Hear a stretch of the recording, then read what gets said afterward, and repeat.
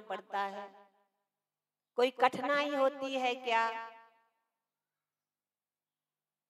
बस ये मानती है ना, मैं पत्नी हूँ, ये परिवार मेरा है, ये कर्तव्य मेरा है, ऐसे में उसका पूरा जीवन चला जाता है। ऐसे ही अगर ये जीव प्राणी मात्र मान सकता है कि मैं स्वभाव मात्र ही हूँ, अगर ऐसा अगर मान ले तो उसका जीवन बदल जाता है। बाहर का परिणमन तो जैसा चलना होता है वैसा चलता है। बताओ, अब उसे मायके की याद आ जाती है लेकिन पराये जैसी याद आती है। जाती है मायके लेकिन पराये जैसी जाती है। ऐसे ये जीव की मानता हो जाती है कि मैं भगवान आत्मा हूँ, तो भी बाहर का मन वचन काय का परिणमन जैसा चलना होता है वैसा चलता है, लेकिन फिर पराये जैसा चलता है। मायके से लड़की को कोई देश नहीं होता, कोई बुराई निंदा चुगली नहीं होती उससे, फिर क्या होता है? पराये जैसा होता है। व्यवहार तो उसके बाद भी चलता है। ऐसे ही गुरु महाराज बार बार पुकार के कहते हैं, हे भगवान आत्मा जागो, चेतो, अब तो अपने घर की सुध लो। ये त्रिकाली बुला रहा है, भव्य आओ, अपने शक्ति को संभालो, अपने वैभव का पान करो। आओ आओ चेतन राजा, आओ बस आओ, तू तो चेतन राजा है। लेकिन हम विकल्पों में इतने लगे रहते हैं, हम विकल्पों में इतने लगे रहते हैं, हमें अंतरात्मा की आवाज सुनाई नहीं देती है। और अगर ज्यादा विकल्प चल रहे हो ना, कोई बीमार हो या परेशानी हो, घर में झगड़ा हो, नाना प्रकार की समस्याएं घर गृहस्थी में रहती हैं, तो वो यहाँ बैठ कर के भी कुछ तो विकल्पों की सुन पाएगा और कुछ जिनवाणी को सुन पाएगा। बड़े महाराज जी कहा करते थे, अंते नहीं महाराज जी कितने शांत बैठ के सुन रहे हैं ना, बेटा तुम नहीं जानती, वो बैठे यहाँ हैं, लेकिन मन से पूछो कि वो मन की सुन पा रहे हैं या जिनवाणी की सुन पा रहे हैं। वो भग जाते हैं, कहने लगे भग जाते हैं, वो यहाँ से भग जाते हैं। हम कहीं नहीं महाराज जी बैठे हैं, बेटा तुम नहीं जाना, ऐसा कहा करते थे। अब आप अपने जीवन से देखो, अगर विकल्प की धारा यही तेजी से आ जाए, राग देश बैर विरोध की, हानि की, सुख के दुख के, परेशानी की, घटना के बीती हुए, तो वो जीव उसकी विकल्पों में लगा रहता है और ये थोड़ी बहुत कान में बात जाती है, लेकिन कोई विचार नहीं हो पाता, कोई निर्णय नहीं ले पाता, कोई ऐसा अनुभव नहीं हो पाता कि हाँ यहाँ जिन्हें परमात्मा ने कहा है कि मैं भगवान आत्मा हूँ, उसे ऐसे सुन लेता है जैसे कहीं पराई की बात चल रही। नहीं भैया, नहीं भैया, अब बहुत हो चुकी है, गई सो गई, रही राख लो, अब उसके बारे में विचार नहीं करना। और आप एक बार गंभीरता से विचार करना, इतना जीवन बीता, आत्मा के खाते में क्या गया? आत्मा के खाते में क्या गया? दीदी हम जानते ही नहीं है आत्मा का खाता क्या होता है और ये पर का खाता क्या होता है। सही बात है, जैसे 2 भाई हैं, 3 भाई हैं मान लो, अब बच्चों को थोड़ी ना मालूम है, इनके माँ बाप को मालूम होता है कि हमारे खाते में क्या है और इनके खाते में क्या है। ऐसे ही ये ज्ञान बच्चा हो रहा, अज्ञानता में खेलना कूदना, पाप विषय कसायों में लगे रहना और अपना जीवन बर्बाद कर देना। उसे पता ही नहीं है ना तो खाता क्या होता है। हाँ, जिसे अपने स्वभाव का भान होता है, अनुभव होता है, तत्व चिंतन होता है, मनन होता है, जिनेंद्र परमात्मा की वाणी पर विश्वास होता है, उसे अंतरंग से स्वतः लगता है कर्म धारा में ज्ञान गया तो ये परके खाते में गया, ज्ञान शोषणमुख हुआ तो ये ज्ञान के आत्मा के ज्ञान के खाते में गया। और ये भेद विज्ञान के लिए जो ऐसा भेद विज्ञान जिसके पास है या जो तड़पता है कि ऐसा मुझे भी अनुभव हो जाए, जैसा कमल बत्ती सी जी में कहा है, ऐसे अनुभव के लिए कमल श्री माता जी तड़पी थी। उन्होंने ये दूसरी गाथा में गुरु महाराज से प्रश्न किया था कि गुरु महाराज क्या करे, श्रद्धान भी है लेकिन उसके बाद भी ये ज्ञान अपने स्वभाव में नहीं रह पाता है। तो उस प्रश्न का समाधान उन्होंने किया है कि देखो, जो ज्ञान बाहर में विकल्पों में जाता है, संयोगों को मानता है, जानता है, उसमें ही लगा रहता है, उसके लिए श्रद्धान होने के बाद भी इनकी मान्यता तोड़ने को जिनेंद्र परमात्मा के वचनों पर श्रद्धान करना होगा। भैया यहाँ जिनेंद्र परमात्मा के वचनों को रटने की बात नहीं है, पढ़ने की बात नहीं है, सुनने सुनाने की बात नहीं है। जिनेंद्र परमात्मा के वचन जिस ओर इंगित करते हैं कि तुम भगवान आत्मा हो, तो ये जीव या तो जैसे आम कहा तो सब लोगों के ज्ञान में ये आम झूलने लगा, ऐसे ही या तो ये कहा जिनबैनम सद्दैनम, जिनेंद्र परमात्मा के वचनों पर श्रद्धान करो। तो जिसे श्रद्धान है उसे अपना अस्तित्व कहो, स्वभाव कहो, श्रद्धान कहो, ज्ञान में आने लगता है कि हाँ मैं शांत हूँ, शून्य हूँ, मौन हूँ, ऐसा मैं सबसे भिन्न, निर्लेप और न्यारा हूँ। जैसे अज्ञानता में आम सुनते आम झूला, ऐसे ज्ञान में, ज्ञान अवस्था में आत्मा की बात सुनते ही आत्मा अपने स्वभाव को जानने लगता है। बस तो अब कह रहे हैं देखो तुमने श्रद्धान में लिया है ना, अब ज्ञान में भी उसको लो। अब विकल्पों को नहीं मानना, विकल्पों में नहीं जाना, विकल्पों में ऐसा नहीं करना, ये बार बार कहा जा रहा है। परंतु ये ज्ञान विकल्पों में अज्ञानता के कारण से ऐसा चीटा रहता है जैसे गुड़ में वो चीटा चैटा रहता है, उसको अगर निकालें तो निकलता नहीं है। वो ऊपर का भाग हाथ में और नीचे का भाग उसका गुड़ में गड़ा रहता है। ऐसे ही अगर अपने से जिनेंद्र परमात्मा के वचनों की बात कही जाए, अभी अपन सुन रहे हैं, लेकिन बड़े महाराज जी कहा करते थे कि मान्यताओं को तोड़ने के लिए जीते जी मरना पड़ता है, क्योंकि इस मान्यता में प्राण बसे हैं। इसके उल्टी मान्यता में इसके प्राण बचे फंसे हैं।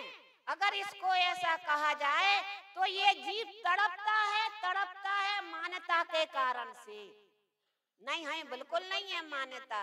अच्छा, अभी खबर आ जाए बाहर से तुम्हारा बच्चा बिल्कुल बेहोश है, आईसीयू में भर्ती है, बिल्कुल पहली सुनते ही आप बिल्कुल आ जाएं, अब बताओ क्या होगा? पुत्र मेरा है, ऐसी मान्यता फंसी है कि नहीं फंसी है? अब उसे क्या लग रहा है? उसे क्या लग रहा है? इकलौता लड़का है, 20 साल का लड़का है, क्या ये मान्यता है मेरेपन की मान्यता। इस मान्यता के कारण से ये जीव चेटा है, पुत्र के कारण से नहीं चेटा। मेरा पुत्र है, मेरा मकान है, मेरी दुकान है, मेरी लाड़ी है, ऐसी उल्टी मान्यता के कारण से ये फंसा है। अगर इसे निकालो, ज्यादा अगर तुमने किया तो पिता भी जान खो बैठेगा, ज्यादा अगर किया तो। क्यों? क्योंकि उसकी मान्यता में हार्ट फेल उसका हो जाएगा। भैया तो क्या करे, ये हालत मोह की हो रही है। तो चीटे को निकालने के लिए एक बात रहती है ना, उस पर थोड़ी सी पानी की बूंद डालो। पानी की बूंद डालेंगे ना तो पारे को छोड़ करके वो भागने लगता है। ऐसे ही ये जीव की उल्टी मान्यता के कारण से संयोगों में फंसा है। तो यहाँ जिनेंद्र परमात्मा के जो वचन है उसका पानी डालना चाहिए जीव के ऊपर, तो इसकी मान्यता में अंतर आएगा। और जैसी मान्यता में अंतर आएगा, संयोग नहीं छूटेगा, संयोगों की मान्यता टूटेगी। भव्यो, ये उपाय जड़ से संसार से छूटने का, कर्म बंधन से बचने का, चारों गतियों में घूम करके दुख ना उठाना पड़े, उसका एक ही उपाय है। जिनवैनम सद्वैनम, जिनेंद्र परमात्मा के वचनों पर श्रद्धान करो। भैया बोलो श्री गुरु महाराज की जय हो, जय हो।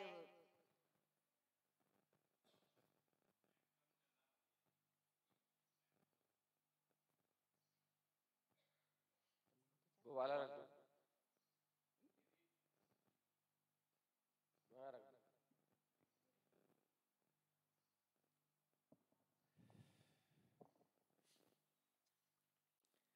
ओम नमः शिद्धम,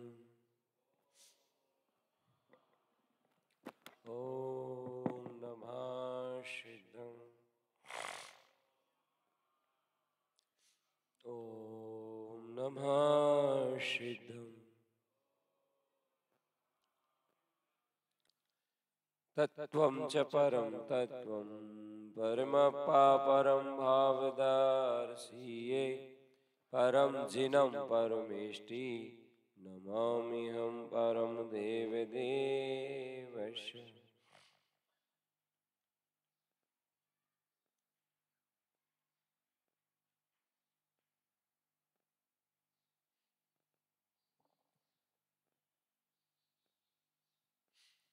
श्री कमलवती सी ग्रंथाधिराज आचार्य गुरु भगवान श्रीमद जैन तारण तरण स्वामी जी द्वारा विरचित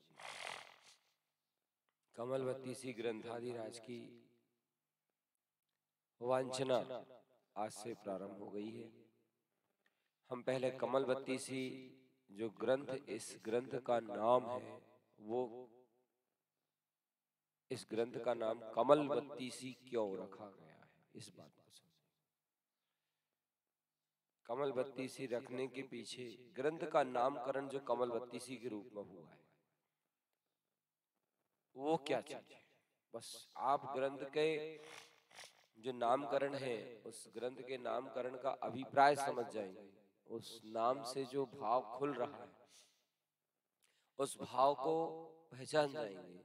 समझ लो पूरी कमलवती सी की वांछना को समझ लिया। क्योंकि कोई भी कार्य होता है ना तो उसका वो होता है शीर्षक, विषय। ऐसी इस ग्रंथ का नाम है कमलवती सी। कमलवती सी लिखा है, यहाँ पहला शब्द है कमल और फिर दूसरा शब्द बत्तीसी। ऐसी पंडित पूजा एक ग्रंथ है दूसरे नंबर का, उसका नाम पंडित पूजा रखा है। तो मतलब पंडित के द्वारा होने वाली पूजा। पंडित का दूसरा अभिप्राय ज्ञान भी है। ज्ञान यानी पंडित, पंडित यानी ज्ञान। तो ज्ञान पूर्वक होने वाली पूजा कहें अपन, पंडित द्वारा होने वाली पूजा कहें अपन, उसका नाम पंडित पूजा है। तो ग्रंथ का जो नाम होता है उस नाम में बहुत रहस्य छुपा रहता है। ऐसे ही इस ग्रंथ का नाम कमल बत्तीसी है। तो इस ग्रंथ का जो नामकरण है, उस नाम से ही अगर हम उस नाम के आधार से अगर हम समझेंगे और उसकी गहराई में उतरेंगे तो इससे हमें बहुत कुछ अनुभव के मोती प्राप्त होंगे। पूरी कमलवतीसी ग्रंथ का हार्द कहें, पूरा सार कहें, कमलवतीसी का पूरा रहस्य कहें, ये सब हमें समझ में आ जाएगा। इसका नाम कमलवतीसी है। तो कमल यानी एक कमल का फूल होता है जो कीचल में रहकर के भी कीचल से निर्लेप और न्यारा होता है। तालाब में खिलने वाला, कीचल के बीच में खिलने वाला वह कमल फूल सबके बीच में रहकर के भी सबसे न्यारा और निर्लेप रहता है। उस कमल की बात कर रहे हैं आप क्या? हाँ, उस कमल की उपमा देकर के ही बात कर रहे हैं। इसका नाम कमल बत्तीसी का अर्थ हो जाता है जैसे कमल कीचल में जब उसकी कली कली खिलती है, कली कली प्रस्फुटित हो जाती है, जैसे सूर्य की किरणें सूर्य का प्रकाश पाते ही उसका पूरा सर्वांग खिल जाता है कमल का। ठीक इसी प्रकार आचार्य गुरुदेव तारण स्वामी जी भगवान ने आत्मा को भी कमल की ही उपमा दी है। आत्मा भी कमल सम दशा प्रकट कर सकती है। कमल सम दशा, आत्मा का जो स्वरूप है, अपने स्वरूप के आश्रय से कमल समान दशा, दशा यानी होती है अवस्था, पर्याय। कमल के फूल में ही कमल की दशा हो सकती है, गेंदे के फूल में कमल की दशा नहीं हो सकती, गुलाब के फूल में कमल की दशा नहीं हो सकती। तो आत्मा भी अपने आप को संसार रूपी कीचड़ में, भाव समुद्र रूपी तालाब में, संकल्प विकल्पों के बीच में अपने आप को कमल सम दशा प्राप्त कर सकता है। तो जो कमल सम दशा प्राप्त कर सकते हैं या कमल सम दशा प्राप्त करना चाहते हैं, उनके लिए कमलवतीसी ग्रंथ है। क्योंकि कीचल से दूर होना यह संभव नहीं है, कीचल में ही रहना पड़ेगा। कमल के फूल कीचल से दूर होना यह संभव नहीं, कीचल से भिन्न होना यह संभव है, कीचल से निर्लेप न्यारे हो जाना यह बिल्कुल संभव है। ऐसी संयोगी भूमिका से दूर हो जाना ये एकदम से संयोग संभव नहीं। इनसे दूर हो जाना ये एकदम से संभव नहीं है, पर इनके बीच में रह करके जुदा हो जाना ये बिल्कुल संभव है। दूध और पानी दोनों मिक्स है, 2 लीटर दूध है, 2 लीटर पानी है, तो दूध का पानी से एकदम दूरी बना लेना, अलग अलग क्षेत्र में चले जाना, अलग अलग स्थान पे चले जाना, ये थोड़ा कठिन है, असंभव नहीं है, कठिन है। मगर उस पानी के बीच में रहकर अपनी सत्ता को अलग कर लेना ये बिल्कुल सरल है। ऐसे ही संसार, शरीर, भोग, घर गृहस्थी, जनरंजन, मनरंजन, कलरंजन, पुण्य, पाप इत्यादि विकारी रूपी कीचल से, इत्यादि विकार रूपी अवस्था से अपने आप को जुदा कर लेना, भिन्न कर लेना। सवेरे मैंने बताया इनको जुदा कर लेना, इनको भिन्न कर लेना, अपने आप को अलग महसूस करना, इसको अलग जानना, इस अनुभूति का नाम कमलवतीसी है। समझ में आ रही नहीं आ रही? हम तो ये चाहते कि 4 दिन में केवल कमलवतीसी की परिभाषा ही समझ में आ जाए, तो समझ लेना पूरा ग्रंथ ही समझ में आ गया। केवल कमलवतीसी जो नामकरण है ना, उस नामकरण को ही गहराई से समझ जाएगा। इसका नाम कमलवतीसी क्यों रखा है गुरुदेव?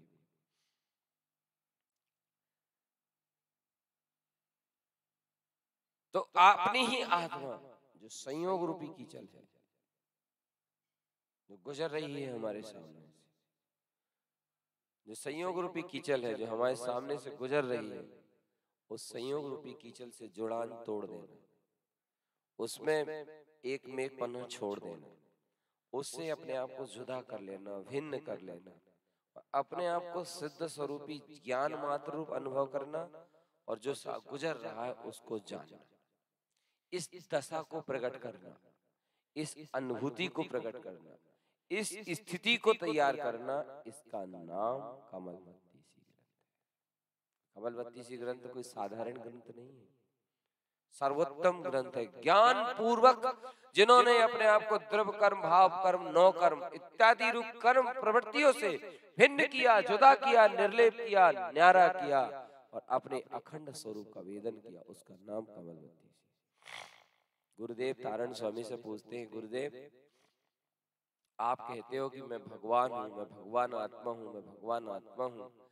अभी इतने सारे द्रव्य कर्म है, भाव कर्म है, नौ कर्म है, सुख है, दुख है, पुण्य है, पाप है, इतने सारे कर्मों के बीच में भी मैं कैसे भगवान कह सकता हूँ अपने आप को, और कैसे भगवान रूप में मान सकता हूँ अपने आप को, और कैसे भगवान रूप में जान सकता हूँ अपने आप को। तो सद्गुरु तारण स्वामी से ऐसा प्रश्न करता है कोई जीव, तो उसका उत्तर देते हैं कि कर्मों को पंचम काल में तोड़ मरोड़ करके नष्ट नहीं कर सकते, तो कम से कम भिन्न तो हो सकते हैं। चौथे काल में अरिहंतों ने 4 घातिया कर्मों को क्षय किया है। सुनना ध्यान से, चौथे काल में अरिहंत परमात्मा अनंत चतुष्टय प्रकट हुए, 4 घातिया कर्म क्षय हुए हैं, तो पंचम काल में तारण स्वामी के वो 4 घातिया कर्म भिन्न हुए हैं और सिद्ध स्वरूपी अनुभूति में आया।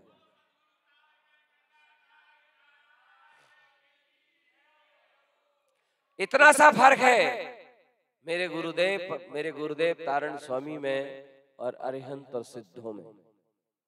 फिर से सुनना ध्यान से, मेरे गुरु तारण स्वामी में, अरिहंत और सिद्धों में इतना सा फर्क है। चौथे काल का पुरुषार्थ और पंचम काल के पुरुषार्थ में इतना सा फर्क है कि एक ने 6 कर दिए, एक ने अपनी सत्ता से भिन्न कर दिया।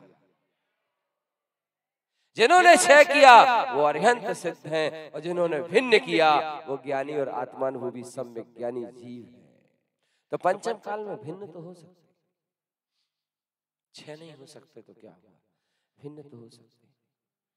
दूध जब तवेली में रखा हो, पानी मिक्स वाला दूध तवेली में रखा हो, तो तवेली में रहकर बगैर अग्नि के संयोग के भी भिन्न हो सकता है। हो सकता है कि नहीं समझ में आया? समझ में नहीं आया? नहीं आया तो सिर हिलाओ। 2 लीटर दूध, 2 लीटर पानी एक तवेली में रखा है, अग्नि में नहीं, तवेली में, गैस पर नहीं, खाली तवेली में। और तवेली में रह करके भी वो दूध और पानी जुदा जुदा हो सकते हैं? अरे उदाहरण है, ये उदाहरण है, जुदा जुदा हो सकते कि एक नींबू का रस का बूंद, नींबू रस का बूंद जो है वो उनको जुदा जुदा कर सकता है, पानी को भी और दूध को। तो तवेली में रखा हुआ दूध और पानी गैस का संयोग ना होने पर भिन्न भिन्न हो सकता है, और गैस पे रखा हुआ दूध, गैस पर रखा हुआ दूध, पानी भिन्न नहीं होगा, पानी 6 को प्राप्त होगा भाव बन के, और दूध की सत्ता अलग रह जाएगी। चौथे काल की दशा गैस में रखी हुए दूध जैसी है, और पंचम काल की दशा तवेली में रखे हुए दूध और पानी के जैसी। पंचम काल में श्री गुरु तारण स्वामी ने इस सेमर खिड़ी के बियाबान जंगल में अपने आप को, जैसे दूध और पानी अलग अलग हो जाते हैं नींबू के बूंद से, ऐसे मेरे तारण स्वामी ने ज्ञानम अन्मय ममलम चा अपने ज्ञान स्वभाव की अनुमोदना करके, ज्ञानानुभूति करके समस्त कर्मों से भिन्न अपने आप को सिद्ध स्वरूपी महसूस किया है। कर्मों को क्षय करके नष्ट कर देना ये चौथे काल की बात है, और कर्मों को अगर पूरी तरह से क्षय करके नष्ट नहीं कर सकते, भिन्न कर सकते हो, तो ये पंचम काल की बात है। अब चाहो तो भिन्न तो कर सकते हो। समझ में आया कि नहीं आया?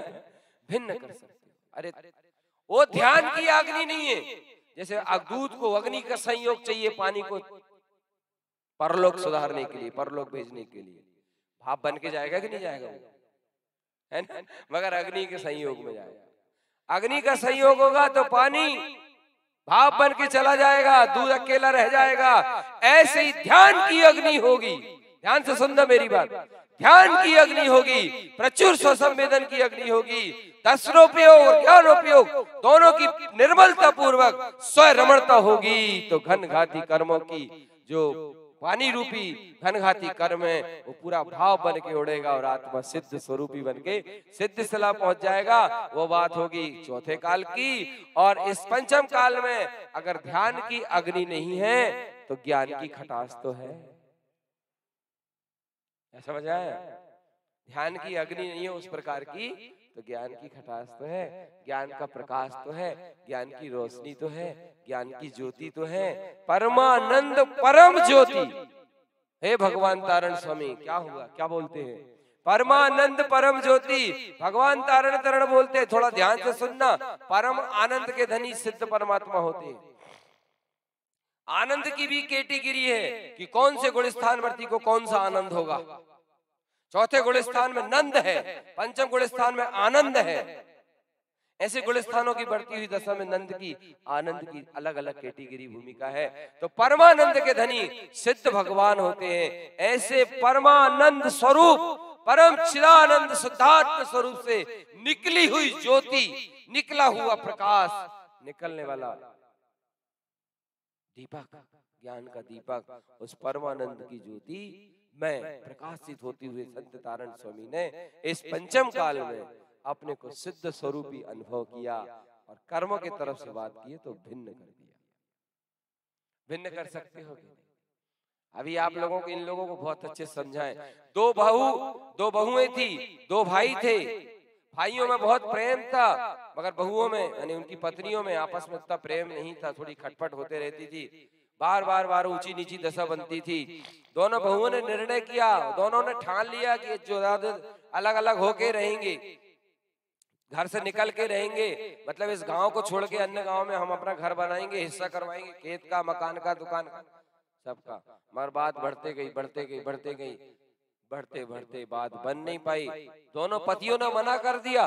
दोनों पतियों ने एक सुर में बोल दिया कि हम जब तक हमारे माता पिता है हम किसी भी कंडीशन में अलग अलग होने वाले नहीं हैं। और जब पतियों का ऐसा निर्णय पत्नियों ने सुना तो पत्नियों ने ये निर्णय सुनकर के ये निश्चय कर लिया कि जब तक पति तैयार नहीं होंगे हम लोग भी कुछ नहीं कर पाएंगे। उन दो में से दोनों बहुत समझदार थी और दोनों समझदार बहुओं ने कहा, क्या हुआ, अगर जड़ से अलग नहीं हो सकते तो घर में रह के भिन्न भिन्न तो हो सकते। जड़ से अलग अलग नहीं हो सकते तो घर में रह के भिन्न भिन्न तो हो सकते हैं। उत्तर ये था कि 11 बजे तक तुम्हारा भोजन बनेगा, 11 बजे के बाद हमारा भोजन बनेगा। ओके, भिन्न भिन्न नहीं हुए। 11 बजे तक चौके में तुम दिखोगे, मगर 11 बजे के बाद तुम नहीं दिखोगे, हम रहेंगे। हम जब पूरा काम कर लेंगे तो फिर तुम चले जाओ। इसको बोलते घर में रह करके अपने आप को जुदा जुदा कर लेना, घर में होते हुए अपने आप को भिन्न भिन्न कर लेना, घर में रहते हुए अपने आप को निर्लेप न्यारा बना लेना, घर में रह करके भी पार्टीशन कर लेना। ऐसे इस पंचम काल में मोक्ष नहीं होता, ये बात बिल्कुल सही है। निर्वाण नहीं होता, ये बात बिल्कुल सही है द्रव्य रूप से, मगर जुदा जुदा तो होता है, भिन्न भिन्न तो होता है। अरे घातिया कर्म 6 नहीं होते मगर भिन्न तो होते। अब तो बोलो भगवान।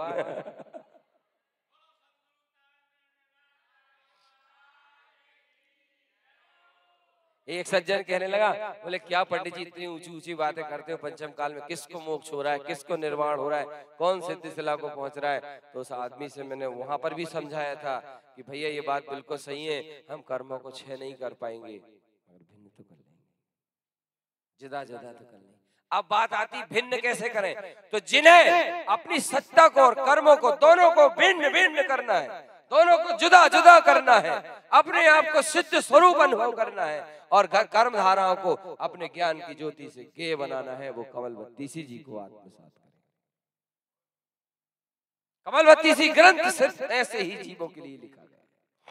कमलवतीसी की देशना, कमलवतीसी का उपदेश और कमलवतीसी की वांछना में मेरे गुरु तारण स्वामी ने ज्ञान स्वभाव की अनुमोदना से ज्ञान पूर्वक द्रव्य, पुद्गल और जीव को भिन्न भिन्न कर लिया है। इसका नाम कमलवतीसी।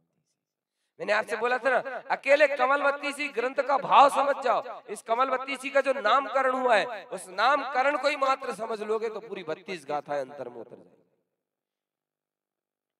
और सरल भाषा में लेके आते हैं, और सरल भाषा, घर गृहस्थी का जीवन है। बोलो बोलो, है घर गृहस्थी का जीवन।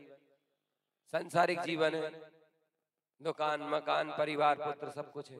क्या चाहते हो इस जीवन में, इस घर गृहस्थी के जीवन में, इस घर गृहस्थी की भूमि अवस्था में भी मैं अपने आप को कमल की तरह समस्त अवस्थाओं से जुदा कर लूं? पहले निश्चय करो, संयोगी अवस्थाओं को बदलना चाहते हो कि भिन्न होना चाहते हो? पहले सोचो अंदर में, एकदम मुंह से जवाब मत दो, क्योंकि मैं नहीं पूछ रहा हूँ। ये समझ ले कमलवती सी ग्रंथ जी जिसका स्थाप किया है वो ही पूछ रहा है। तो क्या हमें मिल जाएगी वो चीज? बिल्कुल।